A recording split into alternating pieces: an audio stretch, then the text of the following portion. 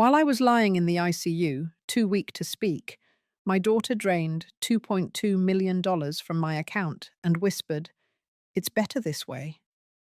I heard every word. I felt the tug on my oxygen line. I gave her my whole life, and she gave me nothing but silence and a hand on the cord that kept me alive. But someone else was watching, and when the front door flew open, everything changed. What happens when a quiet mother sets her final trap? I heard her voice before I felt her hand. My daughter stood at the foot of my bed in the ICU, her arms crossed, her tone colder than the machines humming around me. She said it softly, like she didn't think I was awake. "We took it all. The money's gone. It's better this way." My chest rose and fell with shallow effort. I couldn't speak, not with the oxygen mask sealed tight across my face. But my eyes moved. I saw her. I saw the shape of her lips form those words. Then I felt the weight of her hand on the oxygen line. It wasn't firm. Not yet, but it was there. A silent threat dressed as a farewell. Renee was next to her, my daughter-in-law, younger, sharper, quieter.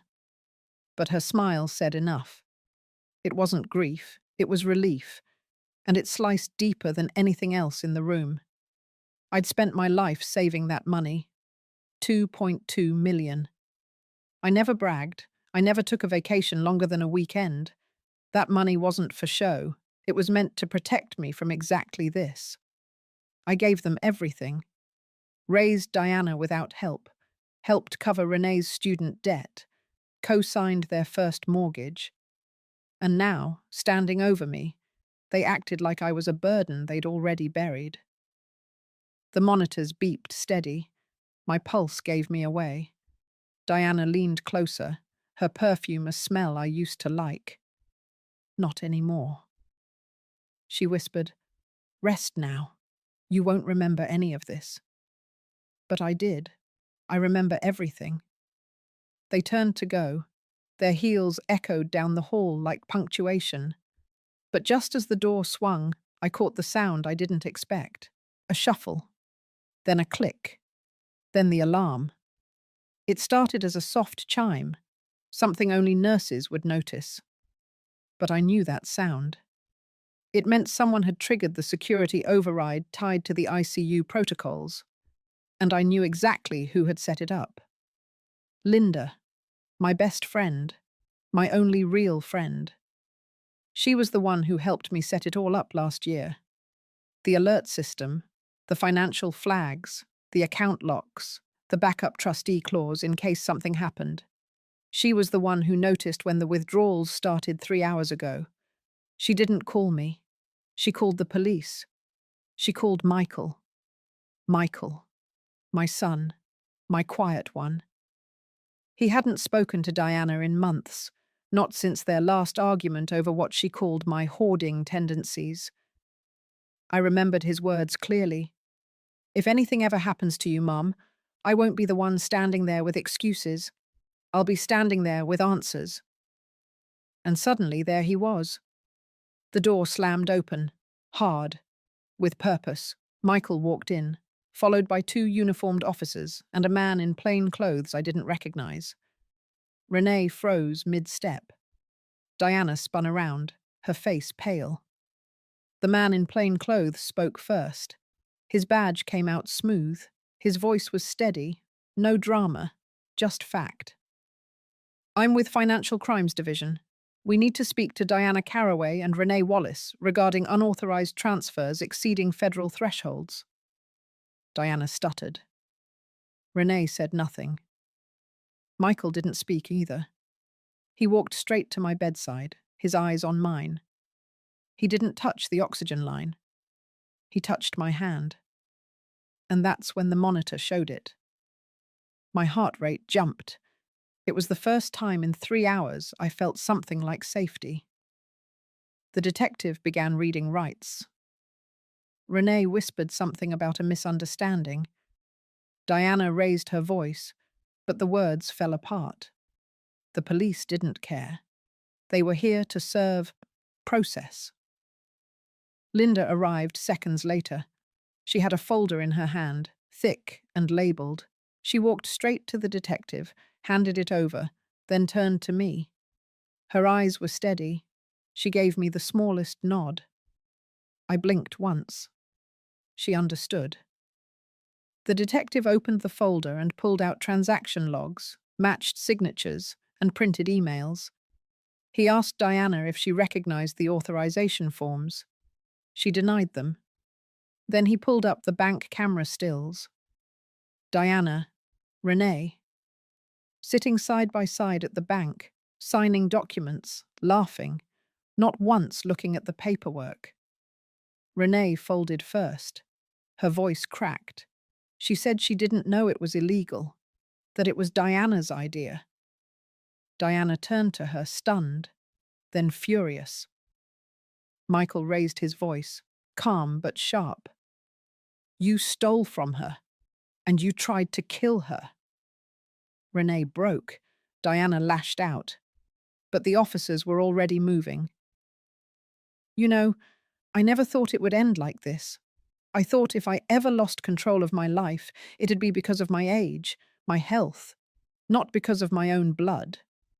But here's the thing. I had a plan. I had Linda. I had Michael. And I had the one thing they underestimated. Time. I used every quiet moment of my later years to build a wall they didn't see coming. And now, standing here, dragged into the light, they finally realized. They never had control. Not really. I did. And now they would lose everything they thought they won. This is just the beginning. Stay with me. I stayed awake through all of it. The cuffs, the silence that followed, the sudden chaos inside that cold, white room. There's something sobering about watching your daughter and your daughter-in-law escorted away by people in uniform while you lie in bed with tubes in your arms. Linda never looked at them. She never needed to. She had already done what needed doing. Michael stepped out for a moment to speak with the detective in private. From my bed, I watched Renee glance back, maybe hoping for someone to defend her. Diana kept her chin up, pretending none of it mattered, but her shoulders told another story. When the room finally cleared, Linda came to my side. You were right, she said softly. They moved the money at 3:17 p.m. today. It was a coordinated transfer, broken into 4 sub-amounts to avoid federal reporting. The system flagged it. So did I. I blinked. Once. I couldn't thank her. Not with words. But we had known each other long enough to understand things without saying them. She reached into her bag and pulled out another folder, this one thicker, labeled in her handwriting. It held everything I had ever asked her to prepare. Emergency protocols, transaction history, bank camera screenshots, even a backup key to the trust account. I had set the trust up 3 years ago, quietly, legally. It was ironclad, with one clause that mattered more than any other. If someone accessed the primary account without my consent, or attempted to use a falsified signature, the entire sum would be frozen, and a fraud investigation would launch automatically. Linda had helped me design it, not as revenge, but as insurance. I never wanted to believe I'd have to use it, but that folder in her hand said otherwise. Michael returned with a set of documents from the officers. He placed them gently on the rolling tray beside my bed. They're pressing charges tonight: fraud, attempted murder, identity theft, and the trust is holding. You're protected. His voice didn't shake, but I saw the tension in his jaw. My boy had spent years biting his tongue while Diana played puppet master with the family name. Now he stood at the edge of her undoing, and he didn't flinch. He pulled a chair next to me and sat, fingers clasped. I thought he might say more, but he didn't. He just sat with me, like he used to when he was a kid and I was too tired to talk after work. He never needed words then either. Outside, the hallway buzzed with activity. I could hear the detective updating someone on the phone, voices clipped, purposeful. Somewhere down the corridor, Renee cried. Not the quiet cry of someone who regrets, the wild, shaking cry of someone caught too late. Linda stepped away to make copies. Michael remained by my side. I could feel something heavy shifting in the air, something final. When the nurse came in to check my vitals, she paused. It was Abigail.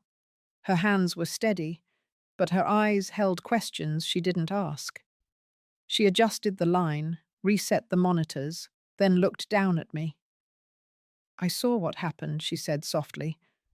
"I didn't know what to do at first, but I saw, and I told them." I hope that was right. I wanted to reach for her hand. My fingers barely twitched. But she saw it. She smiled, just a little, nodded once, then slipped out of the room. After she left, I stared up at the ceiling. The lights above buzzed faintly, like old wires humming secrets. My heart was tired, but my mind had never been sharper. They really thought I wouldn't wake up. They really thought they could win. I closed my eyes for a moment. Behind the lids, I saw my life in sharp pieces. Long nights working double shifts, grocery bills paid with coins, my hands washing their clothes when they were small, my silence through every selfish insult, every dismissal, every eye roll when I said no. They didn't just take the money, they tried to erase the person I had always been. And now, thanks to Linda, to Michael, to the cameras, to the quiet nurse who didn't turn away, they couldn't hide from what they'd done. Not anymore. Michael stood and gently tucked the folder into my bedside drawer. He looked down at me and spoke just loud enough to hear. "Rest now. You've earned that much." But I knew I wouldn't sleep. Not yet. There was still more to do. They had started a war. They didn't know I had already won.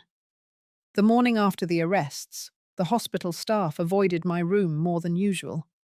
I noticed it right away. No small talk, no side glances. They were quiet, professional, efficient. But every movement carried weight. They knew what had happened. And now they didn't know what to say to the woman who had been left for dead by her own family. I didn't need their words. I only needed what was coming next. Michael arrived before 8, still in yesterday's clothes. He looked tired, but his eyes were sharp. He carried a laptop and 2 phones. He set them down beside my bed like a soldier unloading gear. "They want a statement," he said. "News outlets are already calling the precinct. Someone from the hospital must have leaked it. You're the story now." I blinked once. Slow. Michael didn't ask if I wanted the attention. He knew. I hadn't lived 70 years just to be erased in a quiet hospital bed. He opened the laptop, pulled up a video clip. The security footage. Still frames at first. Then motion. Diana and Renee sitting at the bank, their expression careless, casual. No hint of pressure, just comfort. Confidence. The same kind of confidence that comes from getting away with things for too long. Then the signature line appeared on screen. My name, but not my hand. Linda had matched it line by line against real samples. The loops were too wide. The slant was off. The ink bled in places mine never did. A forgery, but not even a good one. Michael turned the laptop toward me. "Detective Harris wants to present this at a press conference," he said. "He asked if we had your permission. I told him if anyone deserves to hold the microphone, it's you." I nodded. There would be no more hiding. Not for me, and not for them. Later that afternoon, the press set up outside the hospital. Nothing dramatic. Just two camera crews, one radio reporter, and a small group of curious bystanders. It wasn't the spectacle some might expect, but it was enough. Detective Harris stood behind a podium, calm and direct. He gave a timeline of events: the withdrawal, the attempted removal of life support, the fraud, the arrest. He didn't use names. He didn't need to. Then came the footage. The screen behind him lit up. Diana's face, Renee's, the laughter, the pens, the signatures, the timestamp, the bank branch logo. It played twice. Reporters didn't shout. They just stared. The silence that followed was louder than any headline. Inside my room, Linda sat across from me, watching the feed on her tablet. "They always thought they were smarter than you," she said quietly. "Always thought they could do it better, faster, slicker. But they forgot who taught them to survive in the first place." Michael stood in the corner, arms folded. He wasn't smiling. He wasn't gloating. He was just watching the truth take root in the public eye. Watching everything his sister and sister-in-law built unravel on screen. The hospital administrator stopped by around 6. He didn't stay long. He offered polite words, careful language, said the facility had initiated an internal review, that Abigail's statement had been verified, that the hospital would be cooperating fully with law enforcement, and that if I needed anything, anything at all, his office was open. I didn't blink. I just listened. He left quickly. A nurse came in soon after. Not Abigail. Another one. Younger. Nervous. She checked my chart, adjusted a setting, whispered something soft about being sorry. But I wasn't the one who needed to apologize. I was the one who survived. That evening, Michael returned with more documents. His wife had dropped off clean clothes and a stack of mail from my house. He placed a letter in my hand. I turned it over. No return address. But I knew the handwriting. Diana. Michael said it arrived that morning, hand-delivered to the mailbox. No postage, no envelope. He hadn't opened it. He left the room to give me space. My hands shook as I unfolded the paper. It wasn't an apology. It wasn't even denial. It was a list. A list of all the things she believed I owed her. The hours I didn't spend with her when she was little. The choices I made that didn't center her. The boundaries I set that she called punishments. She ended with a line that stuck in my throat. "You made me hard. Now you get to see how hard I can be." I let the paper fall to the floor. That wasn't regret. That was warning. She still thought this was a fight she could win. But it wasn't a fight anymore. It was a reckoning. Michael came back in and saw the letter on the tile. He didn't ask. He didn't touch it. He just looked at me, and I gave him the smallest nod. The next day, the press released the audio, the one from the ICU hallway, Diana's voice, Renee's whisper, the words they spoke before they thought anyone was listening. "Let's just say goodbye and be done with it. She won't even feel it." Those were the words, and they were recorded, public, forever. There was no coming back from that.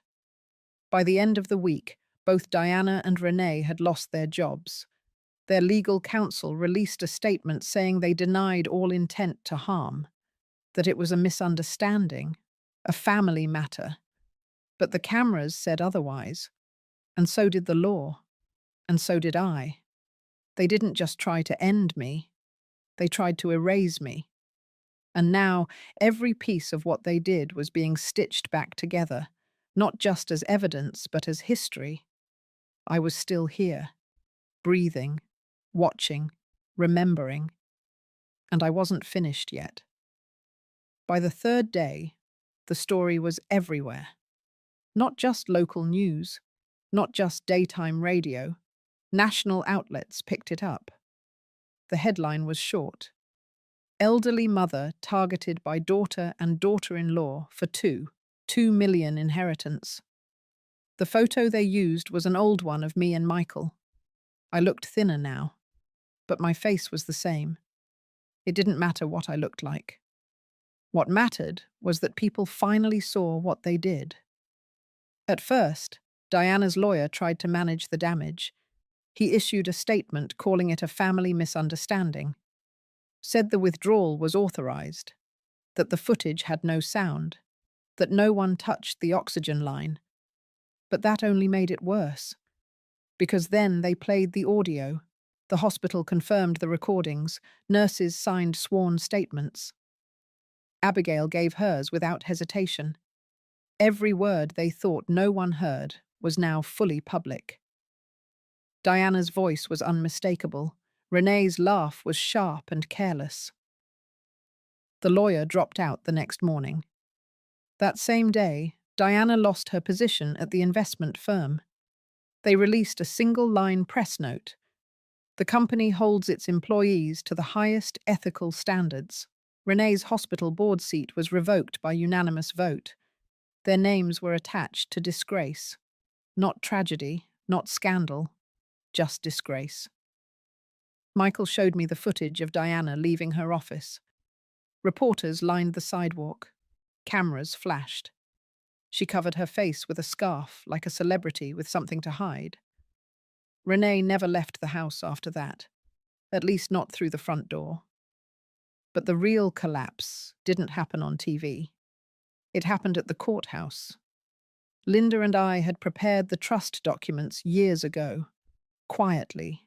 Every clause checked, every signature verified. It was meant to protect, not punish. But as soon as Diana forged her way into that account, it triggered everything. The investigation launched itself. The trust fund held more than money. It held all my medical directives. It outlined the legal authority of who could speak for me and who couldn't. And once the fraud was detected, it legally stripped Diana and Renee of all access. Not just to funds, but to decisions, to the house, to any remaining assets with my name on them. The bank account was just the start. Linda had anticipated what I couldn't bring myself to say out loud, that they wouldn't just take the money, they would take the voice, the right to speak for me if I couldn't. They almost succeeded. But the paper trail did not lie. The federal report showed attempts to split the transfer across multiple dummy accounts, timed within minutes of each other. The goal was to avoid mandatory banking alerts. But even that tactic was decades old. Diana had assumed the system wouldn't notice, or that no one would dig. She forgot who raised her. She forgot I worked 2 jobs while studying trust law at night, just to keep the roof over her head. The prosecutors moved quickly. Fraud, identity theft, attempted medical interference. The charges stacked like bricks. Renee took a deal first. She admitted to assisting in the transfer, knowingly signing falsified documents, and being present during the attempt to remove life support. Her plea spared her the worst of it. But it came with a price. She had to testify. Against Diana. The trial date was set before the week ended. They offered Diana a plea bargain too. Lesser charges, probation, restitution. She refused. She wanted to fight. She thought she still had power. She had none. When the financial records came in from the Cayman accounts, it sealed everything. Hidden funds traced back to Diana, dummy companies, shell transfers. It painted the full picture. And the picture was damning. Michael sat beside me each morning with updates. He never gloated. He just told me what I needed to know. And each day, as Diana's walls crumbled, I said less and less. Not because I had nothing left to say, but because silence had finally become the loudest answer. One morning, Linda arrived with a final folder. She laid it gently on my lap and said, "It's done." I opened it slowly. Inside were the amended documents. All property transferred to a new trust, excluding all immediate heirs except Michael. The clause that allowed for reinstatement of Diana or Renee had been voided. Permanently. I looked up at Linda. She nodded once. It wasn't revenge. It was protection. The headlines faded after a week. Another scandal took over the cycle. Something political. Something messy. But for me, it was never about the headlines.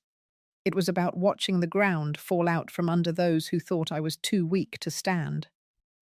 Abigail stopped by that afternoon. She looked calmer, more confident.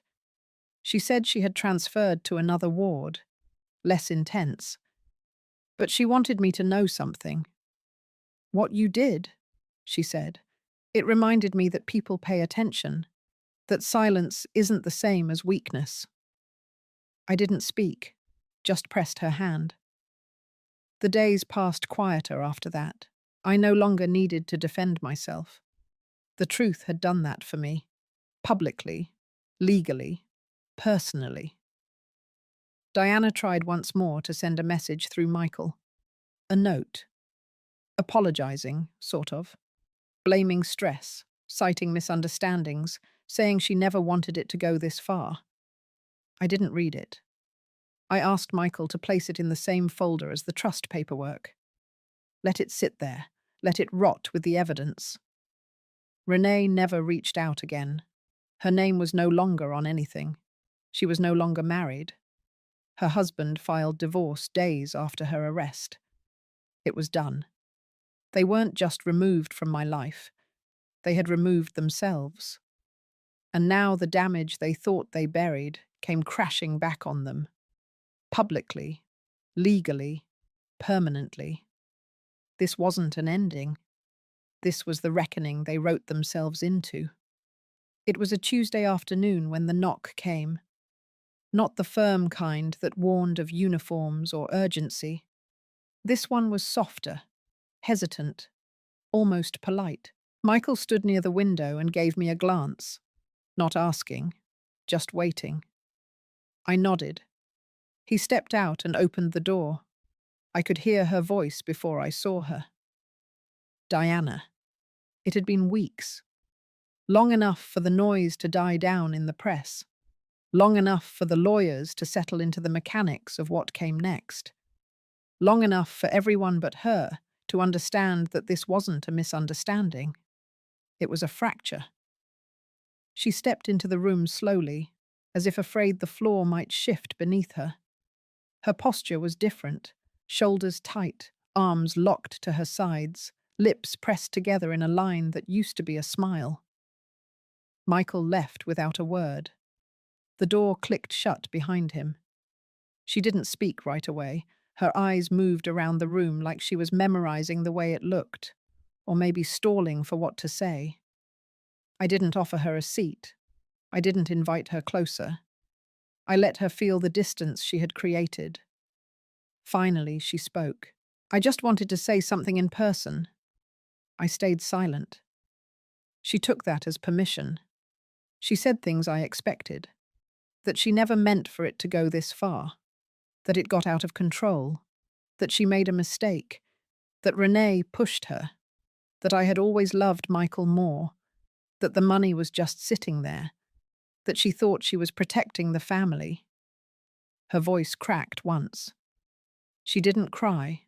She just waited. I let the silence return between us before I responded. My throat was dry, but my words were steady. "You didn't just try to take money. You tried to erase me." Her face tensed. She looked down, then back up. There was a flicker of something familiar in her expression. Not guilt, not remorse, just recognition, like she finally understood that I had seen through everything. "I raised you," I said slowly. "I covered your rent, paid your tuition. I stood in court with you when your first husband left. I let you back in my house when you had nowhere else to go, and you thanked me by stealing the only thing I had left to protect myself. She started to speak, but I lifted my hand. The room went quiet again. "I'm not here to fix you," I said. "That's over. You will face the law. You will face what people now know about you, and you will carry that weight alone."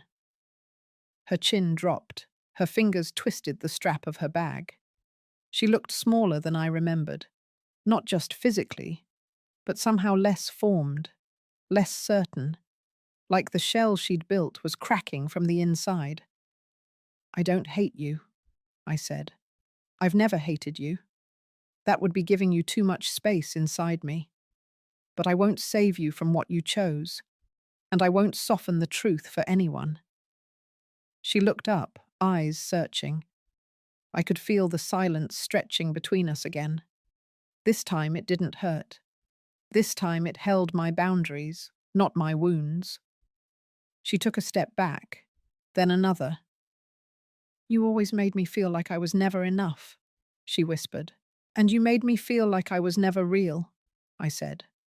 She paused, as if trying to understand. "I gave birth to you," I said. "But somewhere along the way, you chose something else. Power, control, a version of love that looked more like a transaction than a relationship. And now you've spent everything you had trying to win a war I never started." She nodded once.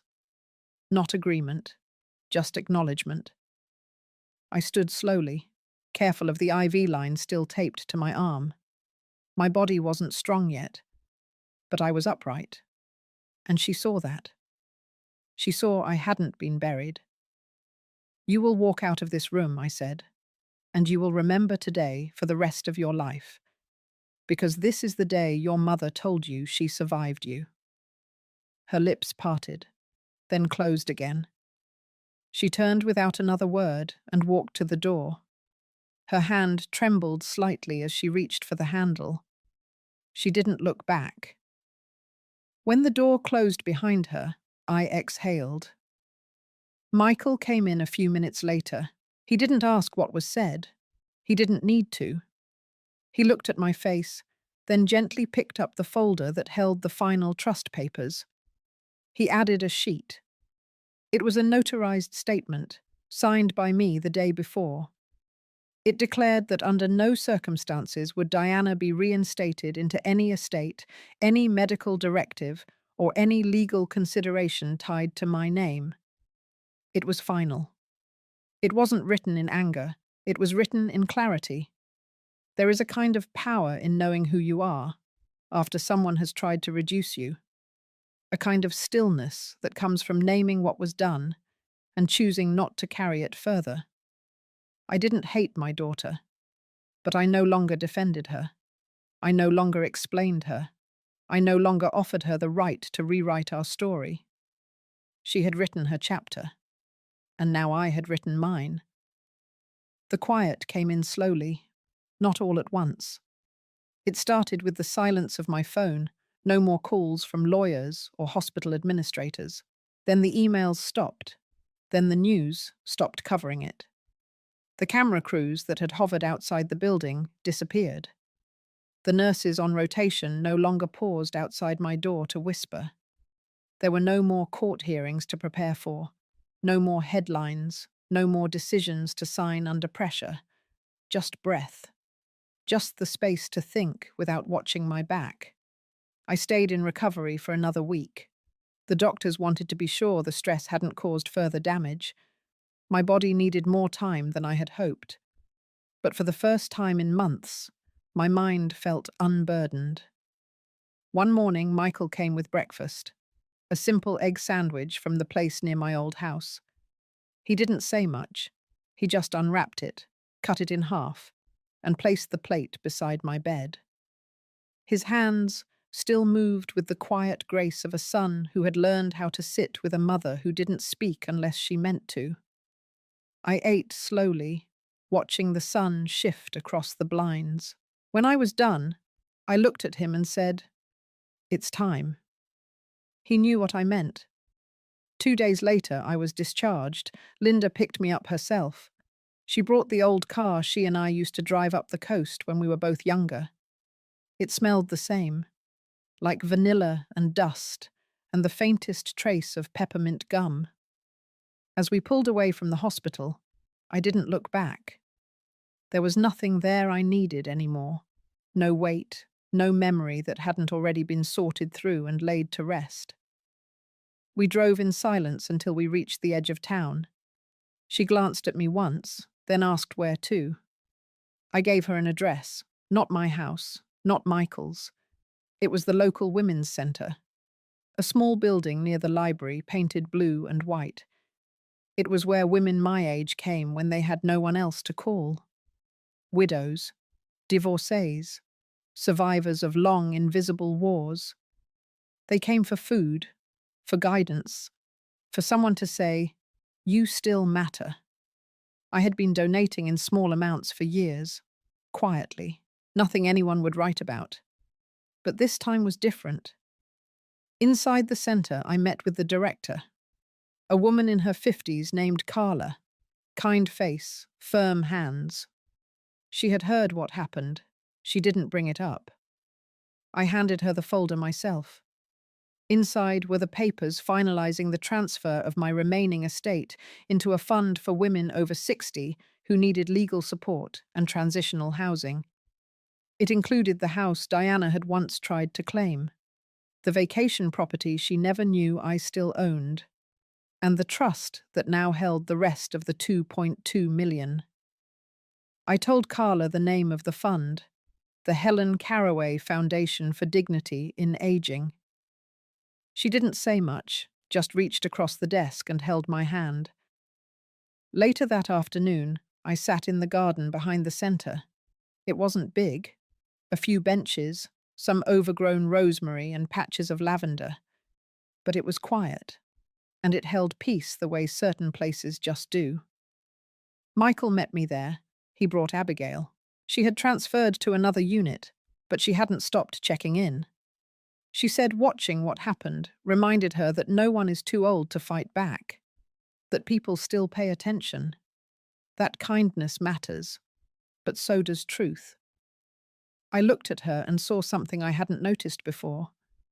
She reminded me of myself, not when I was young, but in the middle years, when I was trying to hold a job, raise kids, keep a roof over our heads, and still have enough left in me to sit quietly at night and not cry.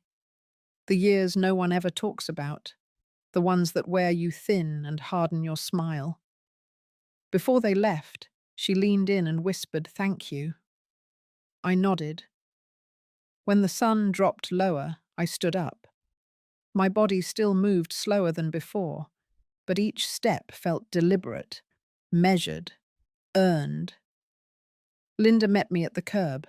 She didn't say anything about the papers. She didn't ask what came next.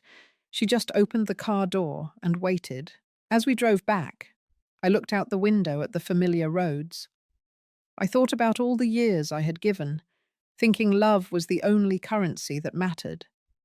I thought about how often I had forgiven in silence, hoping it would speak loud enough on its own. I thought about the meals I cooked, the checks I wrote, the apologies I never received. And I thought about the moment Diana put her hand on the oxygen line. She had already decided then who I was to her, just a step in the path towards something she thought she deserved. And now, she would have to carry that moment, not me. I didn't need her apology anymore. I didn't need the last word. I had chosen what to keep and what to leave behind. There's a kind of stillness that only comes after something breaks. It doesn't happen right away. At first there's noise, a crash, a storm of consequences. But eventually things settle. Not back to what they were, but into something else. Something quieter. And that's where I found myself. After the foundation was launched and the legal matters finalized, I moved into a smaller place on the edge of town. A modest one-story with a porch wide enough for 2 chairs. No stairs, no reminders. Just what I needed, and nothing more. I filled the space slowly. A photograph of my husband on the mantel. a cross-stitched pillow from years ago, though I never had the patience to finish more than one. A few worn cookbooks with pages folded where Michael used to mark his favorite dishes as a boy. No clutter, no shadows. Michael helped me with the move. Abigail brought over some houseplants and a basket of teas. Linda left a small note tucked into the silverware drawer that said, "You made it through." I kept that more than anything else. But the truth is, I didn't feel triumphant. I didn't feel victorious. I felt finished. Not in the way some people mean it. I wasn't giving up. I wasn't fading out. I was just closing the chapter that had gone on too long, the one where I kept waiting for something to change, for love to circle back, for old wrongs to suddenly make sense, for apology to knock on the door and mean it. Instead, I looked around and realized I didn't need any of it to move forward. I was already doing that. A few weeks after the move, I received a letter from a woman in another state. She had read about the foundation and wanted to thank me. Said she had spent the last 10 years feeling invisible after being pushed out of her own family home. Her children never called. Her name was never listed on anything. She didn't even have her own mailbox anymore. She ended the letter with one line I kept rereading. "You reminded me that I'm still mine." That stayed with me. It reminded me of a moment decades ago, long before Diana or Michael were born. I was 19, working nights in a factory, renting a room above a bar, and eating toast for dinner most nights. I had one drawer of clothes, one pair of shoes, and nothing in my name. But I remember sitting at that tiny kitchen table, writing my name on the back of an envelope, just so I could see it printed on something that belonged to me. Helen Caraway. It was barely ink on paper, but it was mine. Somewhere along the way, between diapers and overtime shifts and loan applications and hospital forms, my name got buried beneath everyone else's needs. That's what motherhood can be. A slow erasure you agree to without realizing what it costs. And by the time you notice, someone else is already signing your name like it belongs to them. But now, I had it back. Not just the name, but the story, the whole thing, written in court records and headlines and quiet conversations and signed trust papers, etched into the memory of every person who watched the news and said, "I won't let that happen to me." I never expected to be anyone's lesson. I never wanted that. But if that's what came of it, I could live with that. One morning, Michael brought over some paperwork. Not legal documents this time. Just forms for a speaking event the foundation had been invited to. A panel on elder care and financial autonomy. They wanted me to speak, to share what happened, to explain why I did what I did. I told him I would think about it. The truth is, I didn't know if I wanted to say it out loud. I had lived it. Every second, every breath. I didn't know if it needed to be spoken again, or if it was already loud enough on its own. But that night, I found myself sitting at the kitchen table with a pen in my hand, not signing anything, just writing. I wrote out names, dates, phrases that had stuck to my ribs like old bones. I wrote the moment I saw Diana's hand move toward the oxygen line. I wrote the look on Renee's face when she realized someone was watching. I wrote the sound of Michael's voice as he stood beside my hospital bed and said, "You're safe now." And then I wrote one final line at the bottom of the page. "This is not how my story ends." I folded the paper, slid it into a drawer, and poured myself a glass of water. Outside, the wind pushed against the side of the house. The porch creaked a little, the way wood does when it remembers weather. But inside it was calm, warm, held. No threats, no tension, just the sound of my own breath. Even, steady, mine. A few weeks after settling into the new place, I received a call from someone I hadn't spoken to in over 20 years. His name was Reverend Cole. He had been the pastor at our family church for most of my adult life. I remembered the way his voice used to settle people in the pews. It wasn't loud or fiery, just steady, clear, like someone who had seen too much and learned when to let silence do the work. When my husband passed, Reverend Cole had spoken at the service. He had sat with me afterward in the empty sanctuary, while the flowers wilted under the heat of the stained glass windows. He didn't offer advice. He just listened. And somehow, that was the only thing I needed. After that, we lost touch. I moved across town. The church changed, new families came in, life got messy, and the space between people widened, as it often does. But that morning, his name came through on the caller ID, like an echo from another life. He said he had read the stories, not just the news reports, but the letters, the foundation updates, the speech I finally agreed to give last week at the community hall. "I saw your name again," he said, "and it made me remember who you were before all this." I invited him over the next day. He arrived in a brown coat, older than some of the trees outside. His hair had turned to silver, his back bent slightly with time, but his presence was unchanged. He still moved like a man who didn't need to command a room to own it. He brought a paper bag with 2 slices of banana bread and a folded newspaper.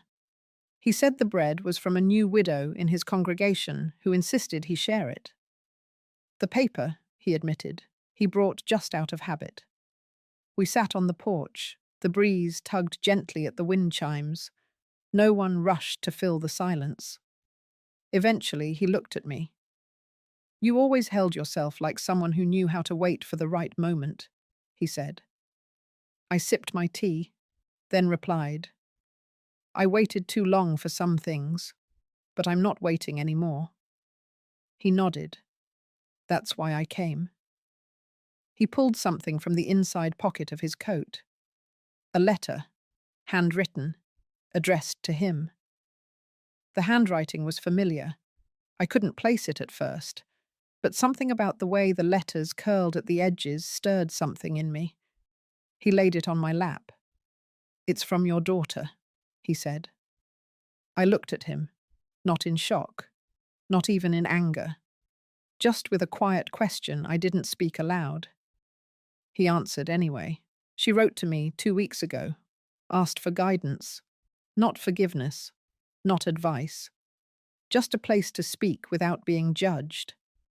I didn't touch the envelope. I just let it rest on my knees. He didn't push. We sat in the quiet again, the sun dipping low behind the trees, casting long shadows across the porch floor. "You don't owe her reconciliation," he said, "but you deserve peace, and sometimes peace is found in understanding why people break the way they do." I listened. He didn't preach. He didn't quote scripture.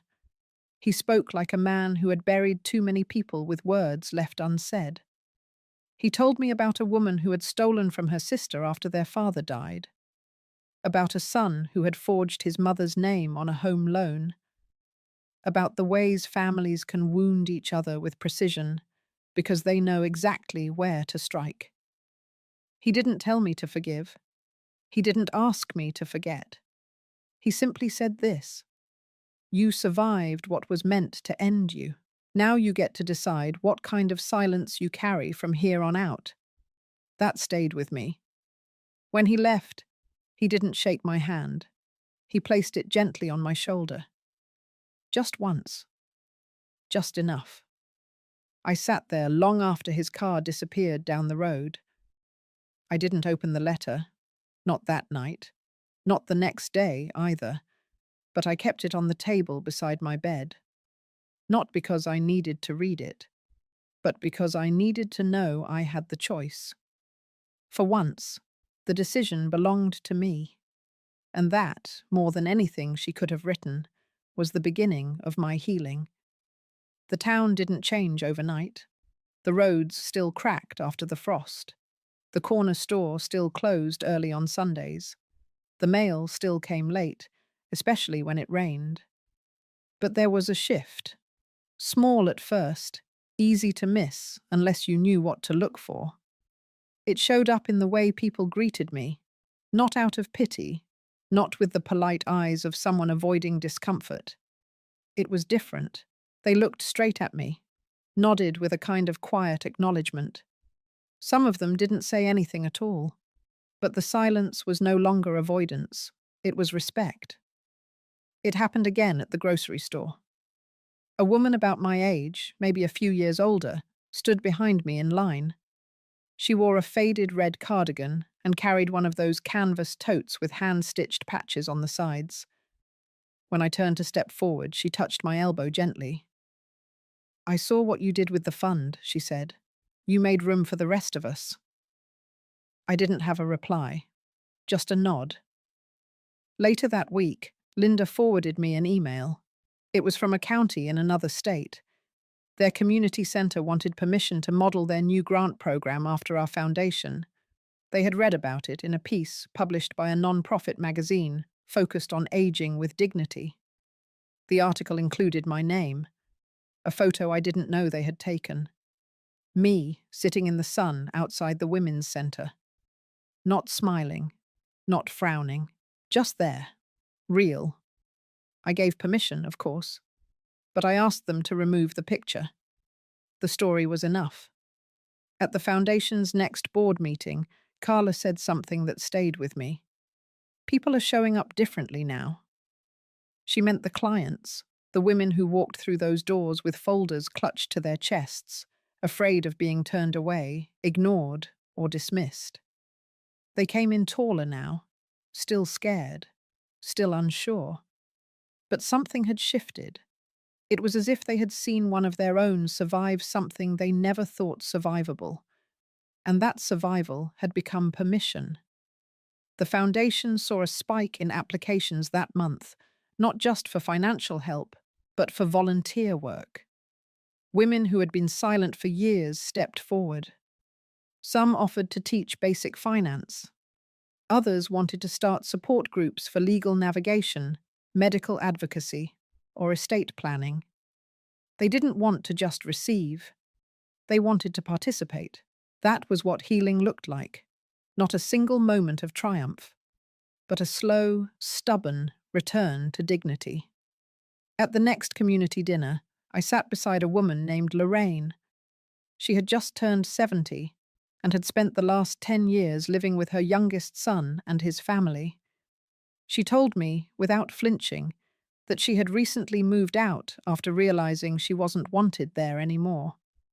Not with words, but with the way they left her name off the mailbox, with the way they asked her to eat in the kitchen while guests took her seat at the table. She said she used to think she didn't have anywhere to go. Then she saw the headline. Then she walked into the foundation office and was handed a rental application and a key.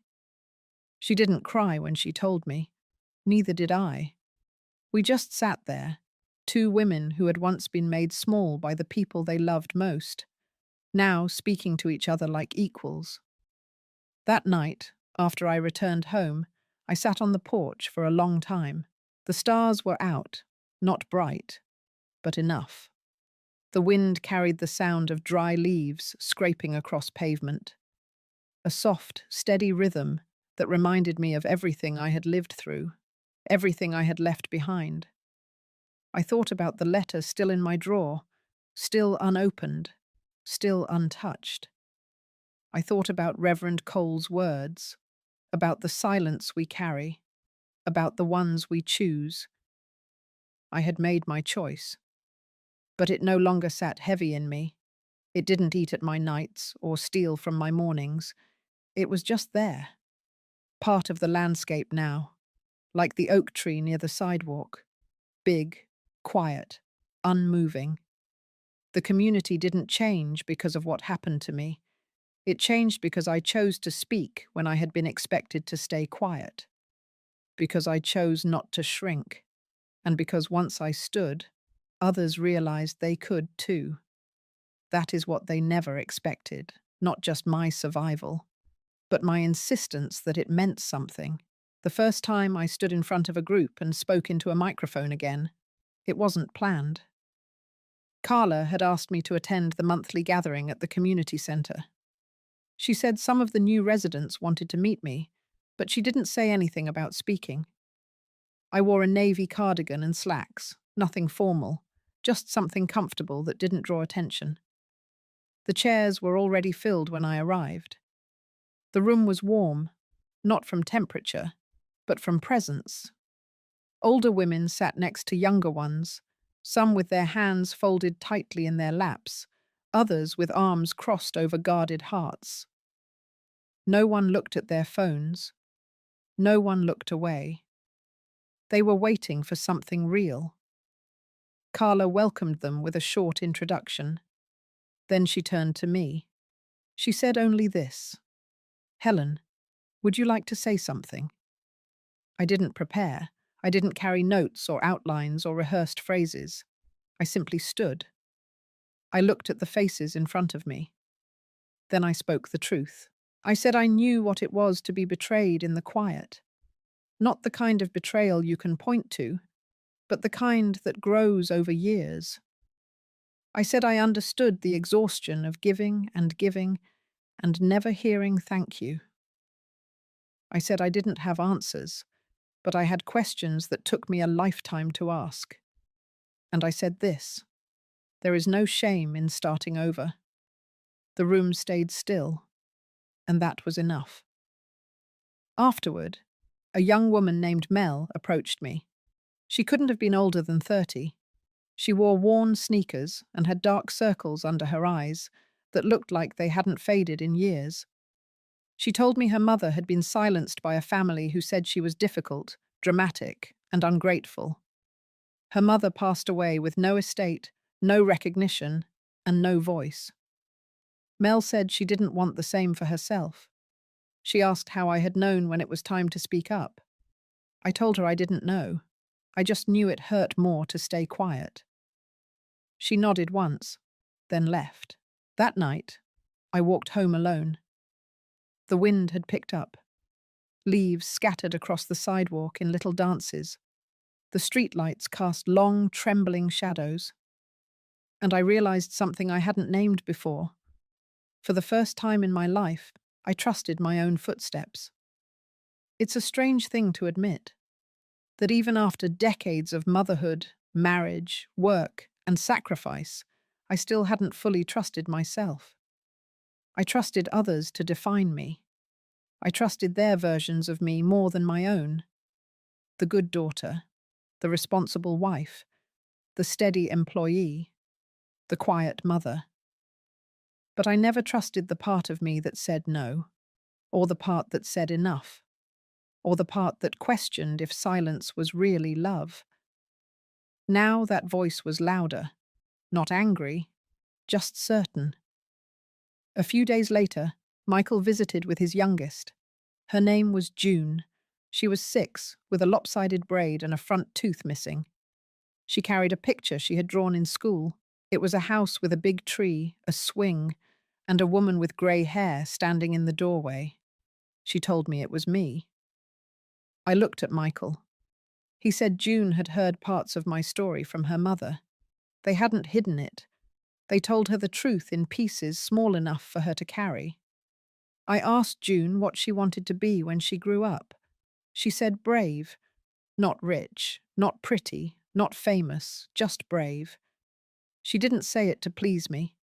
She said it like she already believed it. Later that afternoon, Michael asked if I had plans for the fall.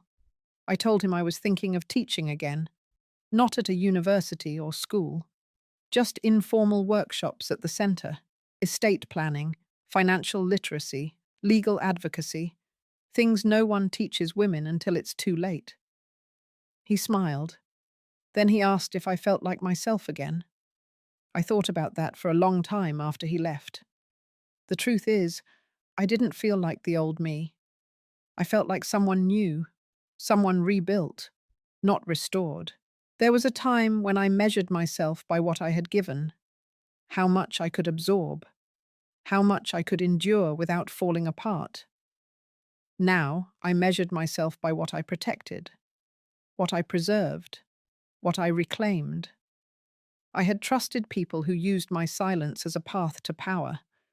Now I trusted myself enough to never let that happen again. That was the gift, not the foundation, not the recognition, but the quiet knowledge that I belonged to myself again, and no one could sign that away. That fall, the trees turned early. The leaves outside my window curled into shades of rust and amber before the first cold snap.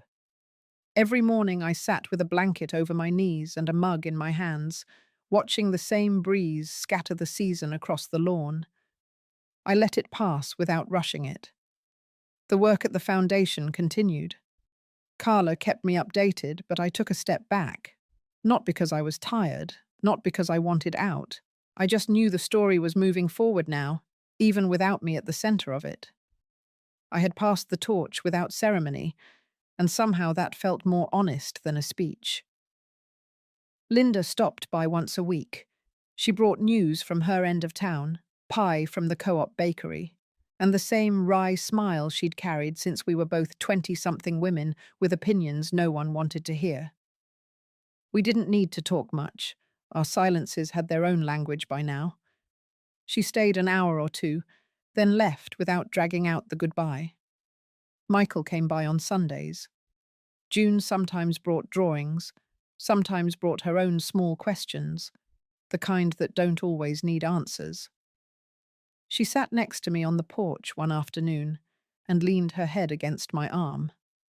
We didn't speak, but that touch, quiet and steady, carried more than any apology ever could. The rhythm of my days settled into something I hadn't known I needed.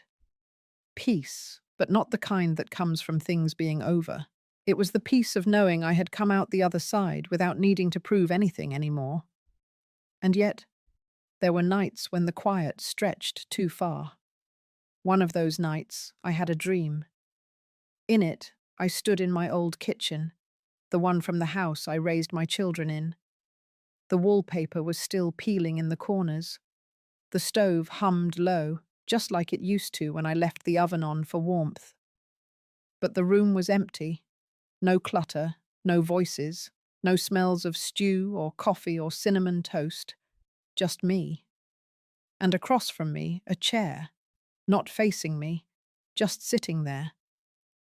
In the dream, I knew someone had just left. The cup on the table still steamed, the cushion still held an impression. But they were gone, not out of malice, not with rage, just gone. When I woke up, the house was still. No ticking clocks, no cars outside, only the hush of the walls breathing with me. It didn't feel like sadness, it felt like the beginning of letting go. That morning, I opened the drawer beside my bed and pulled out the envelope Reverend Cole had handed me weeks ago. Diana's letter, still sealed, still untouched. I held it in my hands for a long time. Then I set it back down.